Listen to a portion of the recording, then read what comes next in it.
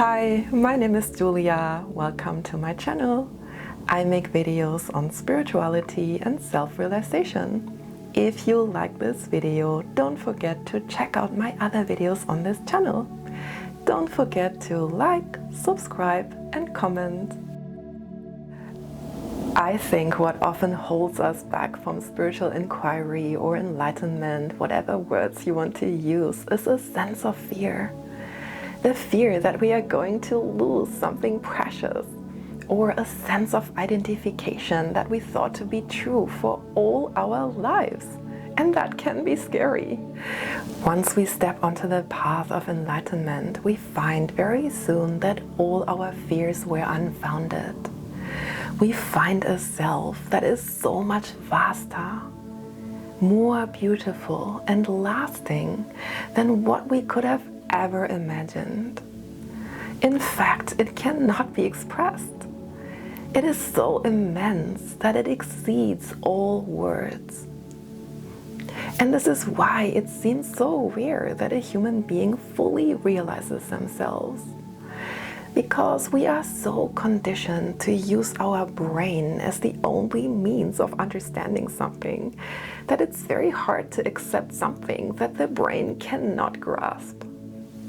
This is such an important moment, but also the hardest one, because we grow up to believe that our brain is our only authority. And what we can't process up here doesn't exist or is not true. However, self-realization exceeds the mind. Moreover, it can really only be tasted if we leave the mind behind. Because we find another kind of authority that is much wider and much more powerful, a knowingness that resides in every fiber of our being, and that existed even before this body was born and will exist after, and that includes everything. So we are letting go of a sense of I that is separate and individual. And this often seems to be another hurdle or difficulty for a lot of people, to let go of this individual sense of I, which seems to be all we know. But again, it's not a loss, it's a huge gain.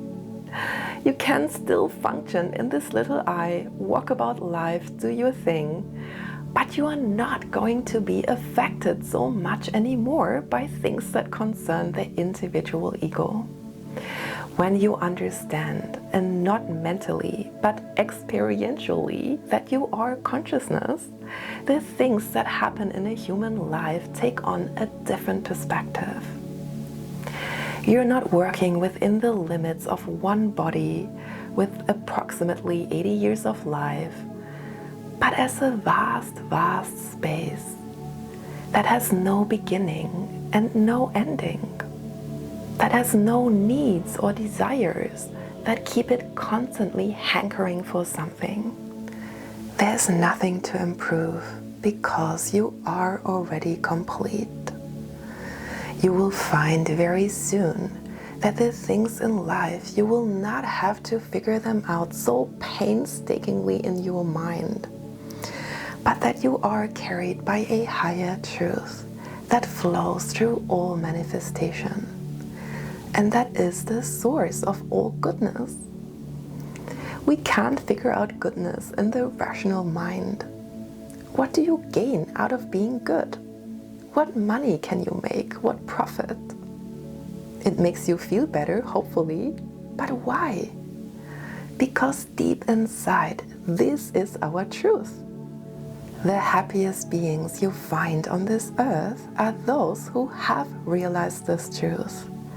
The Buddha, the Dalai Lama, whoever you know as such a being. Any realized soul emanates the utmost peace and inner contentment. Why are we so afraid of this? These are not special beings. This is an excuse to postpone your own journey. They would be the first ones to say, hey, this is for all of us. and attainable at any point in your life? Why are we so attached to pleasures that are fleeting, that come and go? To concepts, people, goals that come and go, or lose their attraction once we have them? Why do we run away from the one goal that stands behind all this, and that contains everything we are longing for at once? If you have walked on this path, you know what I say is true. Even that feeling after a meditation, a prayer, a holy song, that peace inside.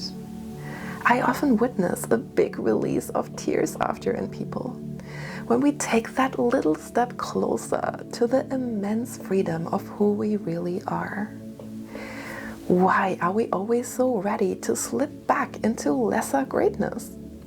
You might say, well, I don't live in an ashram. I have things to take care of. My job, my family, other duties in life. However, remember, this is a narrative that society spins for you. It's not the ultimate truth. Would you consult a prime minister for the ultimate truth and happiness?